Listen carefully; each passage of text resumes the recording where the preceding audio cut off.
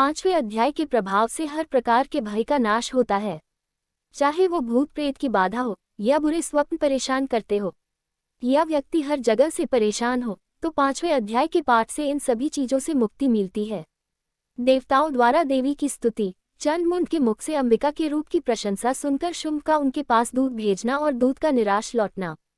ओम इस उत्तर चरित्र के रुद्र ऋषि हैं, महासरस्वती देवता हैं, अनुष्टुप छंद है, भीमा शक्ति है, भरामरी बीज है, सूर्य तव है और सामवेद स्वरूप है। महासरस्वती की प्रसन्नता के लिए उत्तर चरित्र के पाठ में इसका विनियोग किया जाता है। जो अपने करकमलों में घंटा, शूल, हल, शंख, मूसल, चक्र, धनुष और बाण धारण करती हैं, शरद ऋतु के शोभा संपन्न चंद्रमा के समान जिनकी मनोहर कांति है, जो तीनों लोकों की आधारभूता और शुंभ आदि दैत्यों का नाश करने वाली है तथा गौरी के शरीर से जिनका प्राकट्य हुआ है, उन महासरस्वती देवी का मैं निरंतर भजन करता हूँ। पूर्व काल में शुंभ और निशुंभ नामक असुर ने अपने बल के घमंड में आकर शचीपति इंद्र के हाथ से तीनों लोकों का राज्य और यज्ञभाग छीन लिए। वे ही दोनों सूर्य, चंद्रमा, कुबेर, यम और वरुण के अधिकार का भी उपयोग करने लगे। वायु और अग्नि का कार्य भी वे ही करने लगे। उन दोनों ने सब देवताओं को अपमानित, राज्य भ्रष्ट, पराजित तथा अधिकारहीन करके स्वर्ग से निकाल दिया। उन दोनों महान असुरों से तिरस्कृत देवताओं ने अपराजिता देवी का स्मरण किया और सोचा, जगदम्बा ने हम लोगों को वर दिया था कि आपत्तिकाल में स्मरण करने पर मैं तुम्हारी सब आपत्तियों का तत्काल नाश कर दूंगी। हिमालय पर गए और वहां भगवती विष्णु माया की स्तुति करने लगे। देवी को नमस्कार है, महादेवी शिवा को सर्वदा नमस्कार है, प्रकृति एवं भद्रा को प्रणाम है। हम लोग नियमपूर्वक जगदम्बा को नमस्कार करते हैं। रौद्रा को नमस्कार है, नित्या, गौरी एवं धात्री को बारंबार नमस्कार है। ज्योत्स्नामयी, चंद्रोरूपिणी एवं सुख स्वरूपा देवी को सतत प्रणाम है। शरणागतों का कल्याण करने वाली वृद्धि एवं सिद्धिरूपा देवी को हम बारंबार नमस्कार करते हैं। नैरृति, राक्षसों की लक्ष्मी, राजाओं की लक्ष्मी तथा शर्वाणी, शिव पत्नी स्वरूपा आप जगदम्बा को बार बार नमस्कार है। दुर्गा, दुर्परा, दुर्गम संकट से पार उतारने वाली, सारा, सबकी सारभूता, सर्वकारिणी, ख्याति, कृष्णा और धूम्रा देवी को सर्वदा नमस्कार है। अत्यंत सौम्य तथा अत्यंत रौद्र रूपा देवी को हम नमस्कार करते हैं, उन्हें हमारा बारंबार प्रणाम है।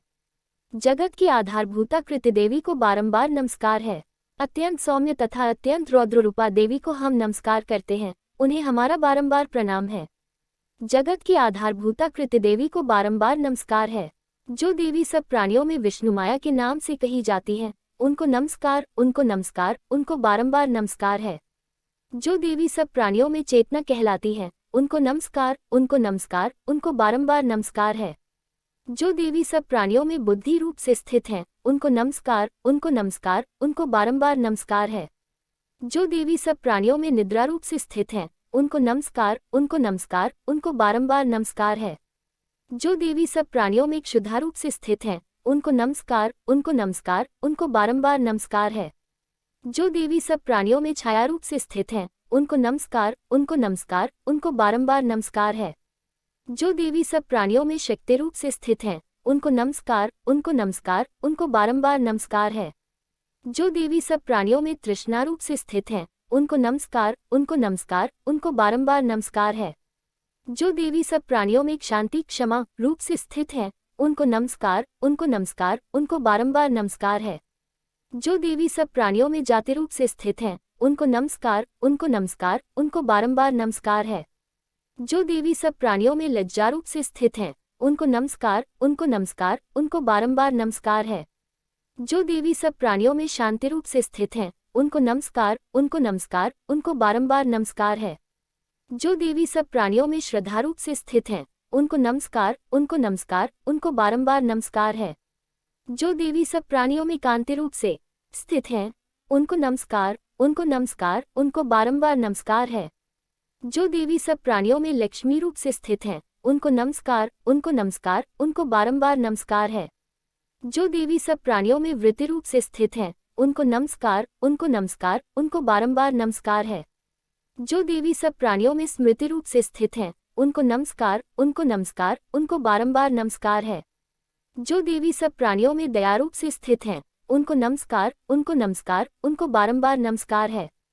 जो देवी सब प्राणियों में तुष्टि रूप से स्थित हैं, उनको नमस्कार, उनको नमस्कार, उनको बारंबार नमस्कार है। जो देवी सब प्राणियों में माता रूप से स्थित हैं, उनको नमस्कार, उनको नमस्कार, उनको बारंबार नमस्कार है। जो देवी सब प्राणियों में भ्रांति रूप से स्थित हैं, उनको नमस्कार, उनको नमस्कार, उनको बारंबार नमस्कार है। जो जीवों के इंद्रिय वर्ग की अधिष्ठात्री देवी एवं सब प्राणियों में सदा व्याप्त रहने वाली हैं, उन व्याप्ति देवी को बारंबार नमस्कार है। जो देवी चैतन्य रूप से इस संपूर्ण जगत को व्याप्त करके स्थित हैं, उनको नमस्कार, उनको नमस्कार, उनको बारंबार नमस्कार है। पूर्व काल में अपने अभीष्ट की प्राप्ति होने से देवताओं ने जिनकी स्तुति की तथा देवराज इंद्र ने बहुत दिनों तक जिनका सेवन किया, वह कल्याण की साधनभूता ईश्वरी हमारा कल्याण और मंगल करे तथा सारी आपत्तियों का नाश कर डाले। उद्दंड दैत्यों से सताए हुए हम सभी देवता जिन परमेश्वरी को इस समय नमस्कार करते हैं तथा जो भक्ति से विनम्र पुरुषों द्वारा स्मरण की जाने पर तत्काल ही संपूर्ण विपत्तियों का नाश कर देती हैं, वे जगदम्बा हमारा संकट दूर करें। राजन, इस प्रकार जब देवता स्तुति कर रहे थे, उस समय पार्वती देवी गंगा जी के जल में स्नान करने के लिए वहां आईं। उन सुंदर भावों वाली भगवती ने देवताओं से पूछा, आप लोग यहाँ किसकी स्तुति करते हैं? तब उन्हीं के शरीर कोश से प्रकट हुई शिवा देवी बोली, शुंभ दैत्य से तिरस्कृत और युद्ध में निशुंभ से पराजित हो यहाँ एकत्रित हुए ये समस्त देवता यह मेरी ही स्तुति कर रहे हैं। पार्वती जी के शरीर कोश से अंबिका का प्रादुर्भाव हुआ था, इसलिए वे समस्त लोकों में कौशिकी कही जाती हैं। तदनंतर शुंभ निशुंभ के भृत्य चंड मुंड वहां आए और उन्होंने परम मनोहर रूप धारण करने वाली अंबिका देवी को देखा। फिर वे शुंभ के पास जाकर बोले, महाराज, एक अत्यंत मनोहर स्त्री है जो अपनी दिव्य कांति से हिमालय को प्रकाशित कर रही है। वैसा उत्तम रूप कहीं किसी ने भी नहीं देखा होगा। असुरेश्वर, पता लगाइए वह देवी कौन है और उसे ले लीजिए। स्त्रियों में तो वह रत्न है, उसका प्रत्येक अंग बहुत ही सुंदर है तथा वह अपने श्रृंगों की प्रभा से संपूर्ण दिशाओं में प्रकाश फैला रही है। दैत्यराज, अभी वह हिमालय पर ही मौजूद है, आप उसे देख सकते हैं। प्रभो, तीनों लोकों में मणि, हाथी और घोड़े आदि जितने भी रत्न हैं, वे सब इस समय आपके घर में शोभा पाते हैं। यह महापद नामक निधि आप कुबेर से छीन लाए हैं। समुद्र ने भी आपको किंजलकिनी नाम की माला भेंट की है, जो केसरों से सुशोभित है और जिसके कमल कभी कुम्हलाते नहीं हैं। सुवर्ण की वर्षा करने वाला वरुण का छत्र भी आपके घर में शोभा पाता है तथा ये श्रेष्ठ रथ जो पहले प्रजापति के अधिकार में था, अब आपके पास मौजूद है। दैत्येश्वर, मृत्यु की उत्क्रांतिदा नाम वाली शक्ति भी आपने छीन ली है तथा वरुण का पाश और समुद्र में होने वाले सब प्रकार के रत्न आपके भाई निशुंभ के अधिकार में हैं। अग्नि ने भी स्वत शुद्ध किए हुए 2 वस्त्र आपकी सेवा में अर्पित किए हैं। दैत्यराज, इस प्रकार सभी रत्न आपने एकत्र कर लिए हैं। फिर जो ये स्त्रियों में रत्न रूप कल्याणमयी देवी है, इसे आप क्यों नहीं अपने अधिकार में कर लेते?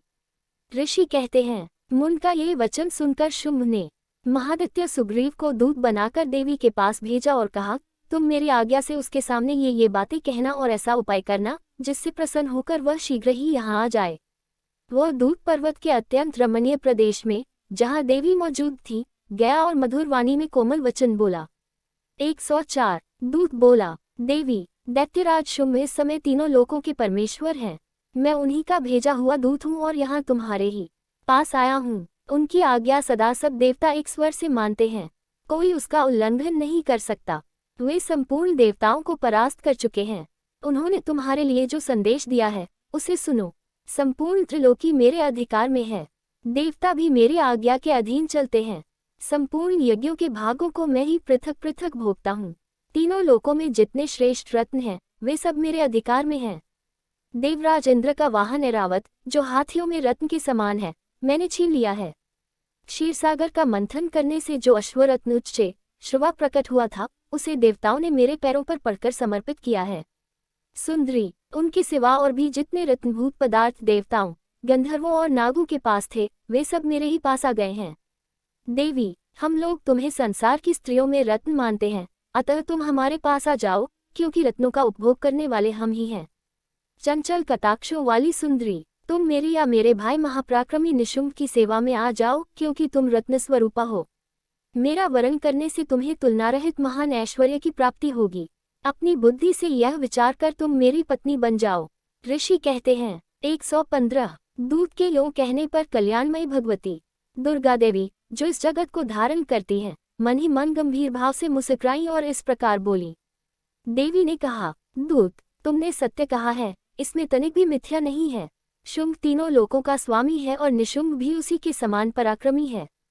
किंतु इस विषय में मैंने जो प्रतिज्ञा कर ली है, उसे मिथ्या कैसे करूं?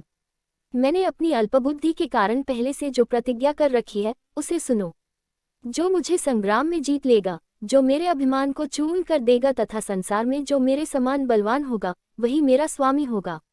इसलिए शुंभ अथवा महादैत्य निशुंभ स्वयं ही यहाँ पधारे और मुझे जीतकर शीघ्र ही मेरा पाणिग्रहण कर ले, इसमें विलंब की क्या आवश्यकता है? दूत बोला, देवी, तुम घमंड में भरी हो, मेरे सामने ऐसी बातें न करो।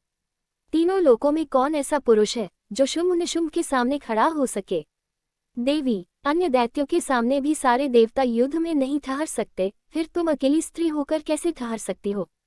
जिन शुंभ आदि दैत्यों के सामने इंद्र आदि सब देवता भी युद्ध में खड़े नहीं हुए, उनके सामने तुम स्त्री होकर कैसे जाओगी?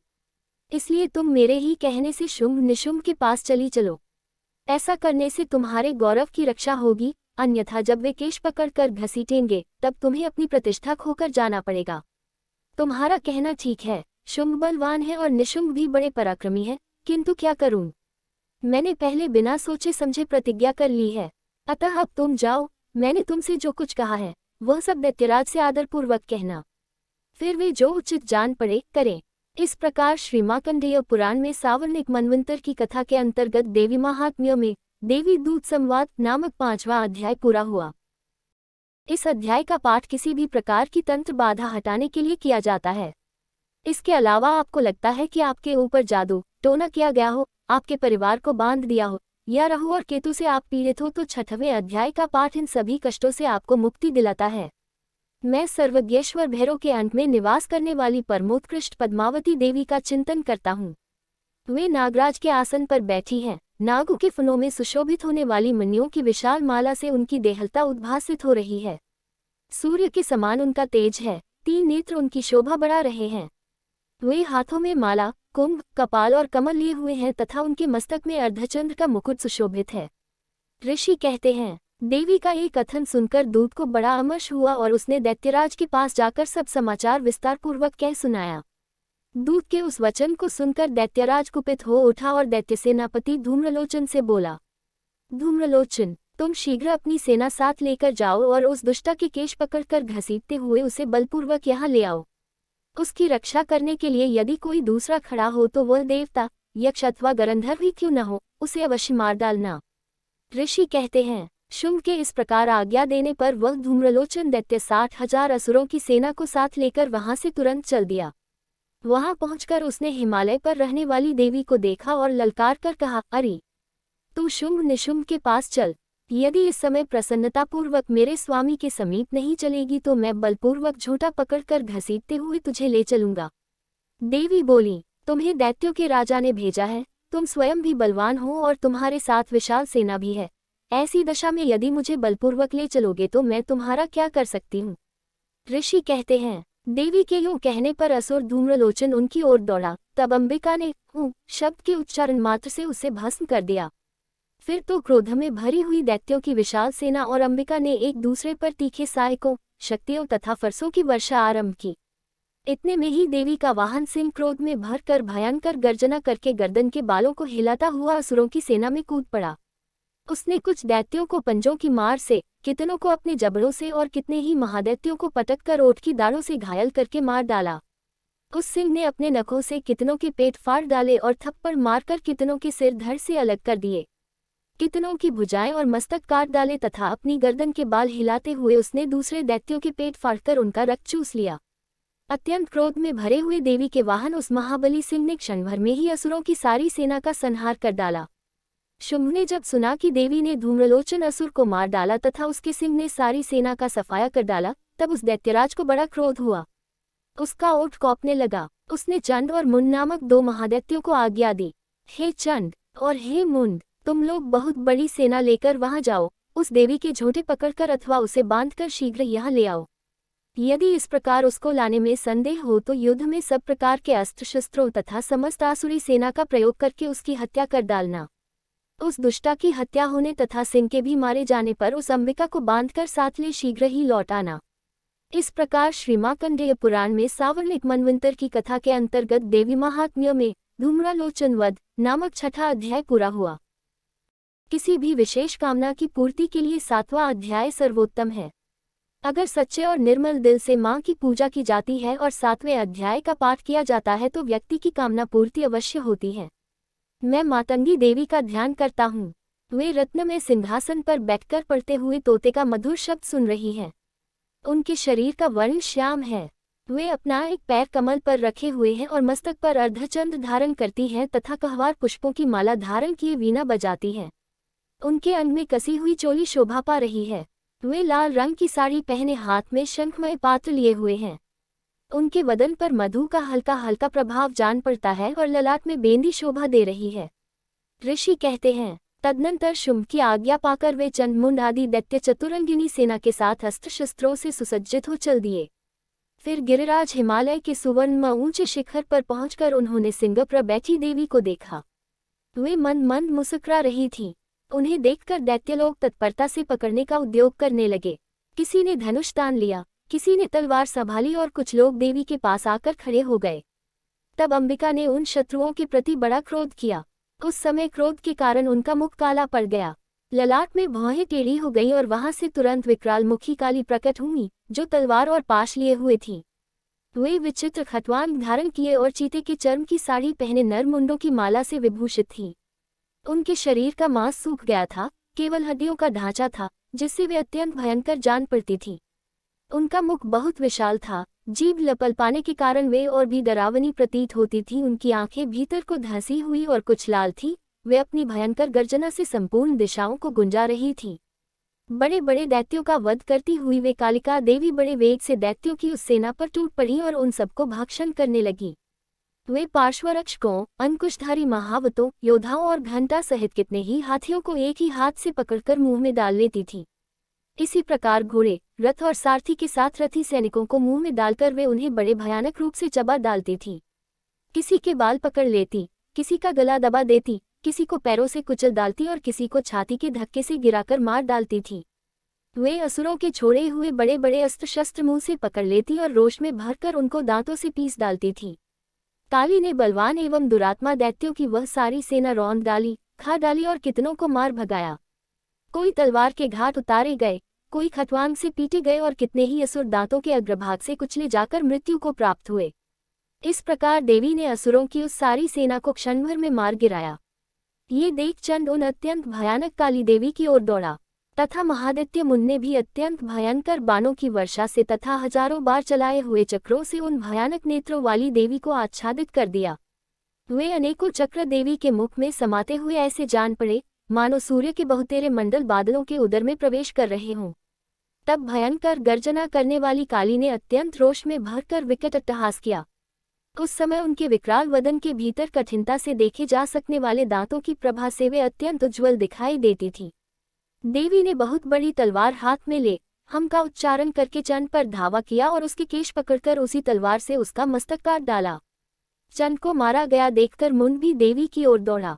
तब देवी ने रोष में भरकर उसे भी तलवार से घायल करके धरती पर सुला दिया। महापराक्रमी चंड और मुंड को मारा गया देख मरने से बची हुई बाकी सेना भय से व्याकुल हो चारों ओर भाग गई। तदनंतर काली ने चंड और मुंड का मस्तक हाथ में ले चंडिका के पास जाकर प्रचंड अट्टहास करते हुए कहा, देवी, मैंने चंड और मुंड नामक इन दो महापशुओं को तुम्हें भेंट किया है। अब युद्धयज्ञ में तुम शुंभ और निशुंभ का स्वयं ही वध करना। ऋषि कहते हैं, वहां लाए हुए उन चंड मुंड नामक महादैत्यों को देखकर कल्याणमयी चंडी ने काली से मधुर वाणी में कहा, देवी, तुम चंड और मुंड को लेकर मेरे पास आई हो, इसलिए संसार में चामुंडा के नाम से तुम्हारी ख्याति होगी। इस प्रकार श्रीमार्कंडेय पुराण में सावर्णिक मनवंतर की कथा के अंतर्गत देवी महात्म्य में चंड मुंड वध नामक 7वां अध्याय पूरा हुआ। अगर आपका कोई प्रिय आपसे बिछड़ गया है, कोई गुमशुदा है और आप उसे ढूंढकर थक चुके हैं तो 8वें अध्याय का पाठ चमत्कारिक फल प्रदान करता है। बिछड़े हुए लोगों से मिलने के लिए, इसके अलावा वशीकरण के लिए भी इस अध्याय का पाठ किया जाता है, लेकिन वशीकरण सही व्यक्ति के लिए किया जा रहा है, सही मंशा के साथ किया जा रहा हो, इसका ध्यान रखना बहुत आवश्यक है, नहीं तो फायदे की जगह नुकसान हो सकता है। इसके अलावा धन लाभ के लिए, धन प्राप्ति के लिए भी 8वें अध्याय का पाठ बेहद शुभ माना जाता है। मैं अनिमा आदि सिद्धमयी किरणों से आवृत भवानी का ध्यान करता हूँ। उनके शरीर का रंग लाल है, नेत्रों में करुणा लहरा रही है तथा हाथों में पाश, अंकुश, बाण और धनुष शोभा पाते हैं। ऋषि कहते हैं, चंड और मुंड नामक दैत्यों के मारे जाने तथा बहुत सी सेना का संहार हो जाने पर दैत्यों के राजा प्रतापी शुंभ के मन में बड़ा क्रोध हुआ और उसने दैत्यों की संपूर्ण सेना को युद्ध के लिए कूच करने की आज्ञा दी। वह बोला, आज उदयुध नाम के 86 दैत्य सेनापति अपनी सेनाओं के साथ युद्ध के लिए प्रस्थान करें। तंबू नाम वाले दैत्यों के 84 सेनानायक अपनी वाहिनी से घिरे हुए यात्रा करें। 50 कोटिवीर्य कुल के और 100 धौम्र कुल के असुर सेनापति मेरी आज्ञा से सेना सहित कूच करें। तालिक, दौरहृद, मौर्य और कालकीय असुर भी युद्ध के लिए तैयार हो मेरी आज्ञा से तुरंत प्रस्थान करें। भयानक शासन करने वाला असुरराज शुंभ इस प्रकार आज्ञा दे सहस्रों बड़ी बड़ी सेनाओं के साथ युद्ध के लिए प्रस्थित हुआ। उसकी अत्यंत भयंकर सेना आती देख चंडिका ने अपने धनुष की टंकार से पृथ्वी और आकाश के बीच का भाग गुंजा दिया। राजन, तदनंतर देवी के सिंह ने भी बड़े जोर जोर से दहाड़ना आरंभ किया। फिर अंबिका ने घंटे के शब्द से उस ध्वनि को और भी बढ़ा दिया। धनुष की टंकार, सिंह की दहाड़ और घंटे की ध्वनि से संपूर्ण दिशाएं गूंज उठी। उस भयंकर शब्द से काली ने अपने विकराल मुख को और भी बढ़ा लिया तथा इस प्रकार वे विजयी हुई। उस तुमुल नाद को सुनकर दैत्यों की सेनाओं ने चारों ओर से आकर चंडिका देवी, सिंह तथा काली देवी को क्रोधपूर्वक घेर लिया। राजन, इसी बीच में असुरों के विनाश तथा देवताओं के अभ्युदय के लिए ब्रह्मा, शिव, कार्तिकेय, विष्णु तथा इंद्र आदि देवों की शक्तियां, जो अत्यंत पराक्रम और बल से संपन्न थी, उनके शरीरों से निकलकर उन्हीं के रूप में चंडिका देवी के पास गईं। जिस देवता का जैसा रूप, जैसी वेशभूषा और जैसा वाहन है, ठीक वैसे ही साधनों से संपन्न हो उसकी शक्ति असुरों से युद्ध करने के लिए आई। सबसे पहले हंसयुक्त विमान पर बैठी हुई अक्षसूत्र और कमंडलू से सुशोभित ब्रह्मा जी की शक्ति उपस्थित हुई, जिसे ब्रह्मानी कहते हैं। महादेव जी की शक्ति वृषभ पर आरूढ़ हो हाथों में श्रेष्ठ त्रिशूल धारण किए महानाग का कंकन पहने, मस्तक में चंद्रेखा से विभूषित हो वहां आ पहुंची। कार्तिकेय जी की शक्ति रूपा जगदम्बिका उन्हीं का रूप धारण किए श्रेष्ठ मयूर पर आरूढ़ हो हाथ में शक्ति लिए दैत्यों से युद्ध करने के लिए आई। इसी प्रकार भगवान विष्णु की शक्ति गरुड़ पर विराजमान हो शंख, चक्र, गदा, शांतग धनुष तथा खड्ग हाथ में लिए वहां आई। अनुपम यज्ञवाराह का रूप धारण करने वाले श्रीहरि की जो शक्ति है, वह भी वाराह शरीर धारण करके वहां उपस्थित हुई। नारसिंही शक्ति भी नरसिंह के समान शरीर धारण करके वहां आई। उसकी गर्दन के बालों के झटके से आकाश के तारे बिखरे पड़ते थे। इसी प्रकार इंद्र की शक्ति वज्र हाथ में लिए गजराज ऐरावत पर बैठकर आई। उसके भी सहस्त्र नेत्र थे। इंद्र का जैसा रूप है, वैसा ही उसका भी था।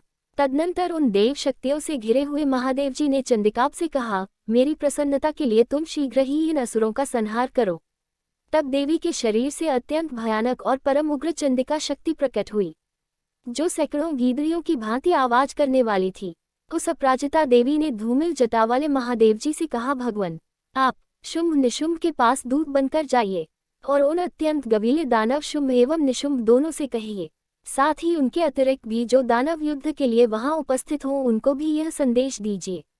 दैत्यो, यदि तुम जीवित रहना चाहते हो तो पाताल को लौट जाओ। इंद्र को त्रिलोकी का राज्य मिल जाए और देवता यज्ञभाग का उपभोग करें। यदि बल के घमंड में आकर तुम युद्ध की अभिलाषा रखते हो तो आओ। मेरी शिवाएं, योगिनियां तुम्हारे कच्चे मांस से तृप्त हों। चूंकि उस देवी ने भगवान शिव को दूत के कार्य में नियुक्त किया था, इसलिए वह शिवदूती के नाम से संसार में विख्यात हुई। वे महादैत्य भी भगवान शिव के मुंह से देवी के वचन सुनकर क्रोध में भर गए और जहां कात्यायनी विराजमान थी, उस ओर बढ़े। तदनंतर वे दैत्य अमर्ष में भरकर पहले ही देवी के ऊपर बाण, शक्ति और रिष्टि आदि अस्त्रों की वृष्टि करने लगे। तब देवी ने भी खेल खेल में ही धनुष की टंकार की और उससे छोड़े हुए बड़े बड़े बाणों द्वारा दैत्यों के चलाए हुए बाण, शूल, शक्ति और फरसों को काट डाला। फिर काली उनके आगे होकर शत्रुओं को शूल के प्रहार से विदीर्ण करने लगी और खटवान से उनका कचूमर निकालती हुई रणभूमि में विचरने लगी। ब्रह्मानी भी जिस जिस ओर दौड़ती, उसी ओर अपने कमंडलों का जल छिड़क कर शत्रुओं के ओस और पराक्रम को नष्ट कर देती थी। माहेश्वरी ने त्रिशूल से तथा वैष्णवी ने चक्र से और अत्यंत क्रोध में भरी हुई कुमार कार्तिकेय की शक्ति ने शक्ति से दैत्यों का संहार आरंभ किया। इंद्र शक्ति के वज्रप्रहार से विदीर्ण हो सैकड़ों दैत्य दानव रक्त की धारा बहाते हुए पृथ्वी पर सो गए। वाराही शक्ति ने कितनों को अपनी थूथुन की मार से नष्ट किया। दाढ़ों के अग्रभाग से कितनों की छाती छेद डाली तथा कितने ही दैत्य उसके चक्र की चोट से विदीर्ण होकर गिर पड़े। नारसिंही भी दूसरे महादैत्यों को अपने नखों से विदीर्ण करके खाती और सिंहनाद से दिशाओं एवं आकाश को गुंजाती हुई युद्ध क्षेत्र में विचरने लगी। कितने ही असुर शिवदूती के प्रचंड अट्टहास से अत्यंत भयभीत हो पृथ्वी पर गिर पड़े और गिरने पर उन्हें शिवदूती ने उस समय अपना ग्रास बना लिया। इस प्रकार क्रोध में भरे हुए मातृगणों को नाना प्रकार के उपायों से बड़े बड़े असुरों का मर्दन करते देख दैत्य सैनिक भाग खड़े हुए। मातृगणों से पीड़ित दैत्यों को युद्ध से भागते देख रक्तबीज नामक महादैत्य क्रोध में भरकर युद्ध करने के लिए आया।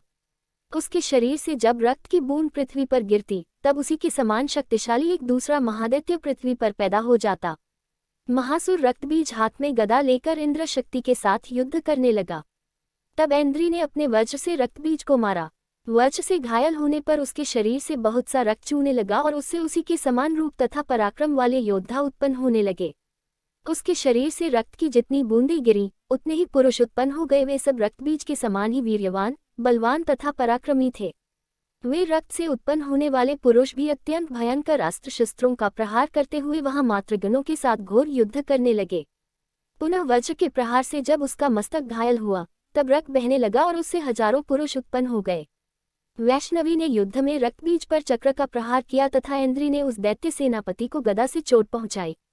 वैष्णवी के चक्र से घायल होने पर उसके शरीर से जो रक्त बहा और उससे जो उसी के बराबर आकार वाले सहस्रों महादैत्य प्रकट हुए उनके द्वारा संपूर्ण जगत व्याप्त हो गया।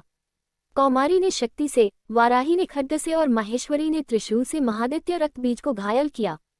क्रोध में भरे हुए उस महादैत्य रक्तबीज ने भी गदा से सभी मात्र शक्तियों पर पृथक पृथक प्रहार किया। शक्ति और शूल आदि से अनेक बार घायल होने पर जो उसके शरीर से रक्त की धारा पृथ्वी पर गिरी उससे भी निश्चय ही सैकड़ों असुर उत्पन्न हुए। इस प्रकार उस महादैत्य के रक्त से प्रकट हुए असुरों द्वारा संपूर्ण जगत व्याप्त हो गया। इससे उन देवताओं को बड़ा भय हुआ। देवताओं को उदास देख चंडिका ने काली से शीघ्रतापूर्वक कहा, चामुंडे, तुम अपना मुख और भी फैलाओ तथा मेरे शस्त्रपात से गिरने वाले रक्तबिंदुओं और उनसे उत्पन्न होने वाले महादैत्यों को तुम अपने इस उतावले मुख से खा जाओ। इस प्रकार रक्त से उत्पन्न होने वाले महादैत्यों का भक्षण करती हुई तुम रण में विचरती रहो। ऐसा करने से उस दैत्य का सारा रक्त क्षीण हो जाने पर वह स्वयं भी नष्ट हो जाएगा। उन भयंकर दैत्यों को जब तुम खा जाओगी तब दूसरे नए दैत्य उत्पन्न नहीं हो सकेंगे। काली से यूं कहकर चंडिका देवी ने शूल से रक्तबीज को मारा और काली ने अपने मुख में उसका रक्त ले लिया। तब उसने वहां चंडिका पर गदा से प्रहार किया, किंतु उस गदापात ने देवी को तनिक भी वेदना नहीं पहुंचाई। रक्तबीज के घायल शरीर से बहुत सा रक्त गिरा, किंतु ज्यों ही वह गिरा त्यों ही चामुंडा ने उसे अपने मुख में ले लिया। रक्त गिरने से काली के मुख में जो महादैत्य उत्पन्न हुए उन्हें भी वह चट कर गई और उसने रक्तबीज का रक्त भी पी लिया। तदनंतर देवी ने रक्तबीज को, जिसका रक्त चामुंडा ने पी लिया था, वज्र, बाण, खड्ग तथा रिष्टि आदि से मार डाला। राजन, इस प्रकार शस्त्रों के समुदाय से आहत एवं रक्तहीन हुआ महादैत्य रक्तबीज पृथ्वी पर गिर पड़ा। नरेश्वर, इससे देवताओं को अनुपम हर्ष की प्राप्ति हुई और मातृगण उन असुरों के रक्तपान के मद से उद्धत सा होकर नृत्य करने लगा।